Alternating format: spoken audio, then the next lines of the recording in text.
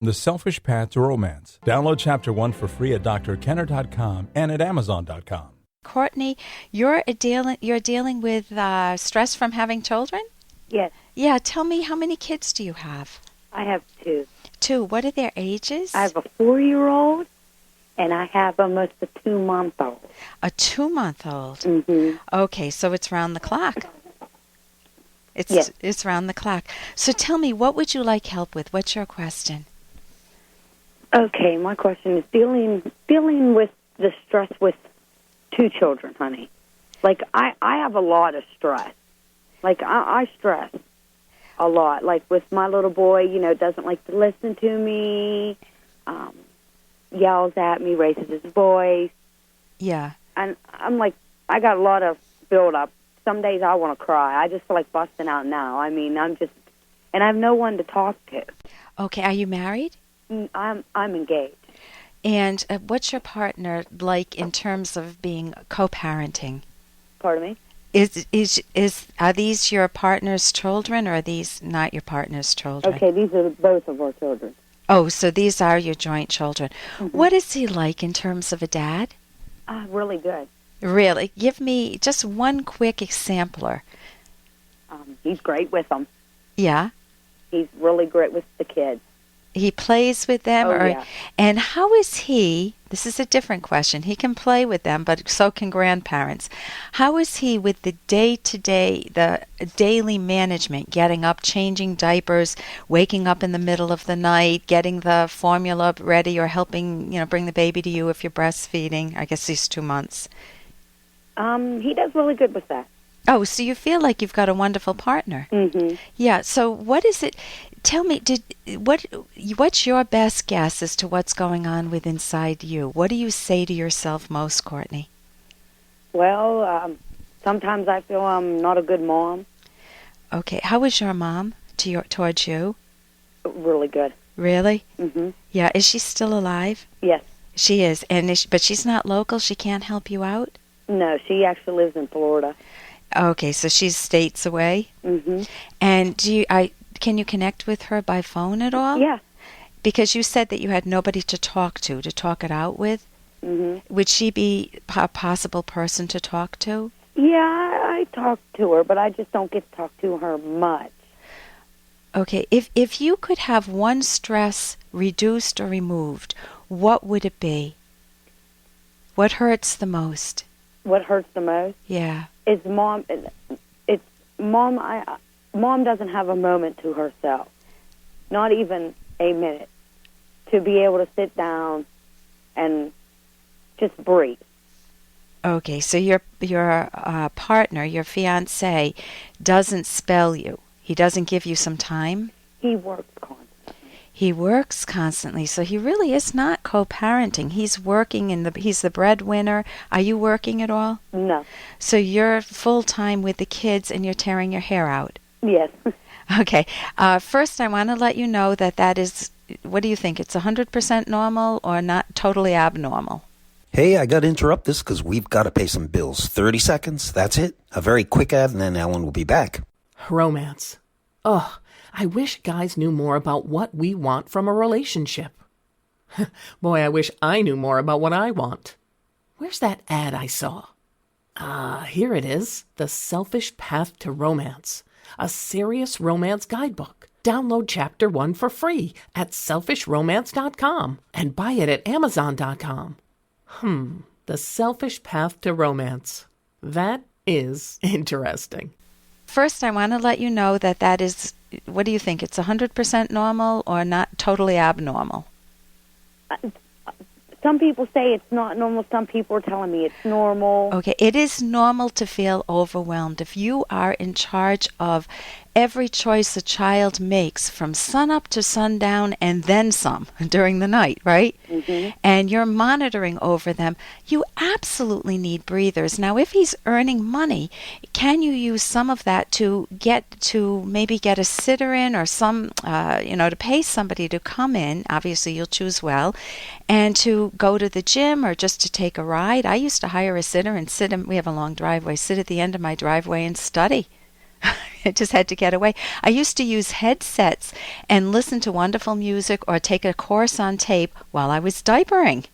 My baby didn't know it. I'd be all smiles, and I'd be taking a course. I mean, I live right by a cemetery. I went for a walk. Yeah. I go to bingo here and there. Since I've had my baby, I've had her. A little girl. Mhm. Yeah. I maybe have gotten to since she's been born, maybe taken 3 times just to myself. And that was either walking to the store or I'd go to bingo one night. Okay, whatever it is you enjoy doing, can you work with your partner? Do you have a little slush fund, a little extra money where you could get away a little bit? Yeah. Is it possible to do it for at least a half hour a day? Yeah. Even if he can cover you when he comes home at night and you just take a walk or you sit in a hot tub or do something relaxing. Mhm. So you need that time for yourself. You need downtime because one of the first things that goes is sex. I haven't asked you about that. But when a mom is overloaded the way you are, or a parent if it's a dad, they get so resentful towards the other partner, towards the kids, towards their own life that they wish they had and don't have, that the last thing they feel is feeling like they want romance. It feels like another chore on their list. Is that the case with you, or am I way off base here? Actually, it's similar to that. Okay. I mean, it's the same way. So I don't want you to rupture your romantic relationship, and I don't mean just sex, the mechanical sex. I mean the intimacy, the feeling valued by one another. So you want to here are a few things you can do. You want to remind yourself of the values, why you wanted kids in the first place. It may be hard in these moments, but there are joyous moments. So that's number one. When we get off the phone, make a list of the reasons, the benefits of having kids. Okay. Imagine never being able to have them or something, and then say, oh my God, I wish I had kids. And think of your mom because she enjoyed having fun with you. Think of the good times. Another thing you can do is think of the good times in your childhood and see if you can create those in your family. Number 3 is get skills. Go to my website, drkenner.com, drkenner.com, and the gold standard of parenting books are on there. How to talk so kids will listen, and listen so kids will talk. That will help you with your 4-year-old son. Number 4, you definitely need the half hour a day, even if your husband just spells you for a bit. You need that downtime, whether you're sitting in the house but in a different room away from any crying or noise, or whether you can also, number 5 could be you could use headsets or something so that you can enjoy your life even while you're parenting with the kids. If you can find a play group for your 4-year-old, that will make life a little easier too on you, some neighborhood groups. Right. So those are some ideas that I hope help you, Courtney. Thank you so much for your call. Okay, thank you. You're welcome. And here's a little more from Dr. Kenner. I told a guy I love him. What I meant to say was, oh, I love that. But I got so caught up that I yelled out, oh, I love you. And then all of a sudden he got this look on his face like Indiana Jones running from the big ball. Well, Roz, do you love him? No, but I said it, so he should have said it back. It's just polite. There is no more emotionally charged phrase in the language than I love you. Some people are just incapable of saying it. It makes them too vulnerable. And isn't that true, that I love you? I see so many clients who come into my office and they say, my dad never told me he loved me. In all these years, they could be in their 20s or 30s or 40s, and they said, my dad or my mother was incapable of expressing love. She did everything functionally. I mean, we were the best dressed kids, and the house was clean, and everything seemed to be going well, but I never got that confirmation that she loved me. And that feeling that genuinely said, not a phony said the way Roz said it on Frasier, but a genuinely heartfelt, I love you, means so much and can carry us through a day and through a month or through a year in a way that you can't get any place. I mean, that's true emotional intimacy. If it comes from somebody you truly love, they love you, and you're able to put it into words, to conceptualize it, to let each other know how profoundly you feel towards one another. And you can say it in different ways too, but somehow the words "I love you" are very important. For more Dr. Kenner podcast, go to drkenner.com and please listen to this ad. Here's an excerpt from The Selfish Path to Romance, the Serious Romance Guidebook by psychologists Drs. Kenner and Locke. Don't let money issues undermine love. Money is a common source of conflict in many romantic relationships.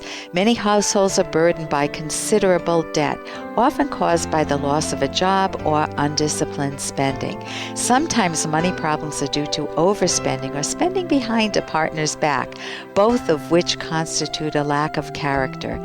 Spending more than you can afford is irrational. Money conflicts can be a serious problem, even in partnerships that are otherwise promising. Both partners should know how much money they have, where it is, how it's invested, what future income to expect, and the details of their expenses and debts. You can download Chapter 1 for free by going to drkenner.com, and you can buy The Selfish Path to Romance at amazon.com.